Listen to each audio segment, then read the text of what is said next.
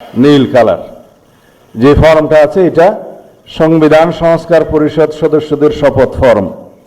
আমরা কেউ সংবিধান সংস্কার পরিষদের সদস্য হিসেবে নির্বাচিত হইনি এবং সংবিধানে এটা এখনো ধারণ করা হয়নি।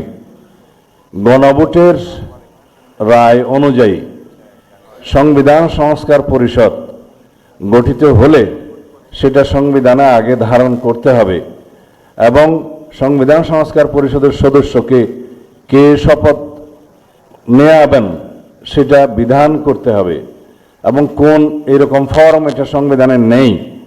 এই ফর্মটি তৃতীয় তফসিলে আছে, সাদাটা এইরকম তখন একটা ফর্ম সংবিধানের তৃতীয় তফসিলে আসবে।